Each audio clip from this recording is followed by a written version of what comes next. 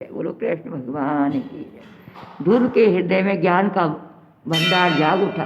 उसे प्रभु की कृपा से समस्त विद्याओं की प्राप्ति हो गई और विविध प्रकार से वह भक्त वत्सल की स्तुति करने लगा।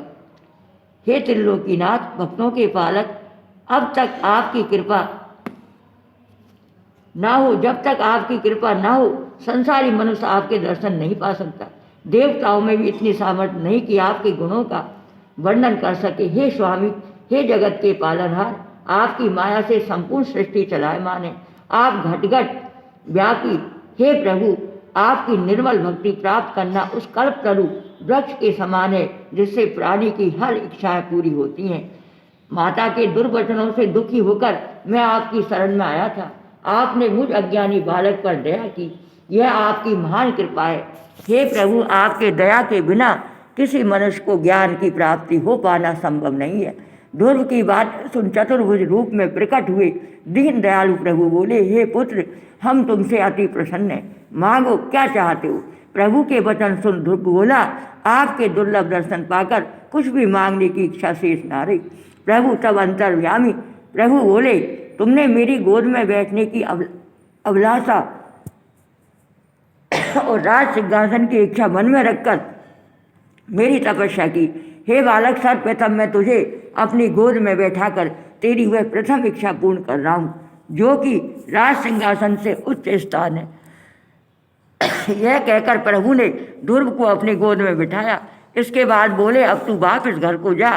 और माता के कड़वे वचन सुनकर वन में चले आए थे। अपनी माता के सम्मुख राज सिंहासन पर बैठकर हजारों वर्ष तक राज कर और तेरी बेमाता सौतेली माता का पुत्र उत्तम तेरी सेवा करेगा और एक बार शिकार खेलने हेतु उत्तम जंगल में जाएगा और वहाँ यक्ष के हाथों उसकी मृत्यु होगी। हे ध्रुव, जब तू अपने इस नश्वर तन को त्याग करेगा तब हम तुझे ब्रह्मलोक से ऊपर ध्रुवलोक में स्थान प्रदान करेंगे। तेरी कीर्ति, तेरा नाम सदा सदा के लिए अमर हो जाएगा। श्री नारायण द्वारा ध्रुव को वरदान प्राप्त होते देख देवगणों ने पुष्प वर्षा की और ध्रुव के प्रबल भाग की खुले मन से सराहना की। वरदान देकर प्रभु अंतर्ध्यान हो गए। तब उनकी कृपा से स्थिरता को प्राप्त हुई वायु चलने लगी। वायु के चलने से जीव जंतु सुखी हो गए। उसके बाद ध्रुव अपने घर के लिए चल पड़ा और मन में विचार करता हुआ जा रहा था कि मुझसे बहुत बड़ी भूल हुई जो प्रभु श्री नारायण का दर्शन पाकर राज सिंहासन स्वीकार किया।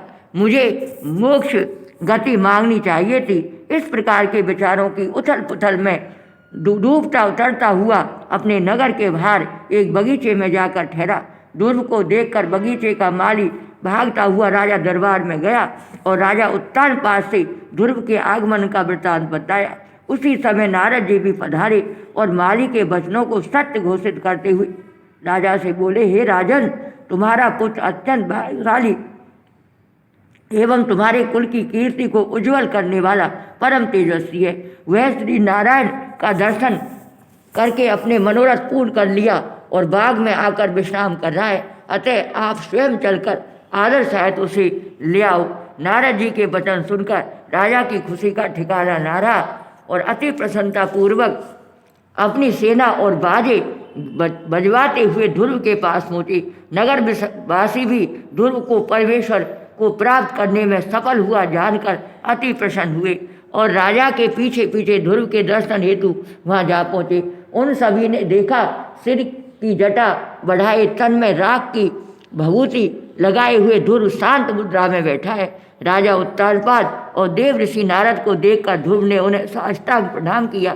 प्रेम विंगल होकर राजा ने ध्रुव को गोद में उठा लिया और उसके कपोलों को चूमते हुए अत्यंत प्रेम पर बोले, हे पुत्र, तू धन्य है जो इतनी छोटी उम्र में श्री नारायण के दर्शनों का सौभाग्य प्राप्त किया।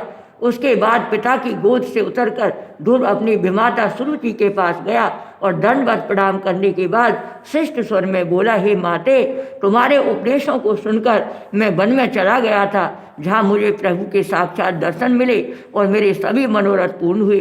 फिर अपनी माता को प्रणाम किया और नगर वासियों का शिष्टाचार किया। राजा उत्तानपाद अपने साथ ध्रुव को हाथी पर बिठाकर राजभवन में आए और पुत्र के वापस आने की खुशी में याचकों तथा ब्राह्मणों को बहुत सा द्रव्य दान किया। प्रभु की कृपा जिस पर होती है उससे सभी प्रसन्न रहते हैं और प्रभु की भक्ति से दूर नास्तिकों के समान आचरण करने वाले प्राणी से सभी घृणा करते हैं। मैत्रेय जी बोले, हे विदुर, कुछ दिन और राजकाज करने के बाद राजा ने अपने मंत्रियों, ब्राह्मणों एवं अन्य विद्वान जनों से सलाह करके ध्रुव को सिंहासन पर बैठने योग्य जानकर अच्छे मुहूर्त में उसका राज तिलक कर दिया और स्वयं तप करने हेतु वन में चले गए। बोलो राधा रानी की जय, बोलो कृष्ण कन्हैया की जय। श्री कृष्ण गोविंद हरे मुरारी, हे नाथ नारायण वासुदेवा, हे नाथ नारायण वासुदेवा। गंगा की जय जय, यमुना की जय जय, मोरे मुकटे मुरली वाले की जय जय। गंगा की जय जय, यमुना की जय जय, मोरे मुकुटे मुरली वाले की जय जय।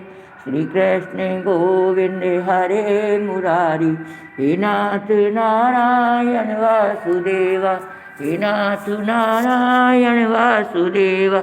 गैया की जय जय, मैया की जय जय, मोरे मुकुटे मुरली वाले की जय जय। राधा की जय जय, रुक्मण की जय जय, मोरे मुकुटे मुरली वाले की जय जय। राधा की जय जय, रुक्मण की जय जय, मोरे मुकुटे मुरली वाले की जय जय। श्री कृष्ण गोविंद हरे मुरारी, हे नाथ नारायण वासुदेवा, हे नाथ नारायण वासुदेवा, हे नाथ नारायण वासुदेवा। बोलो राधा रानी की जय, बोलो कृष्ण कन्हैया की, बोलो देवादिदेव महादेव की जय। कैलाशपति भूले मति हर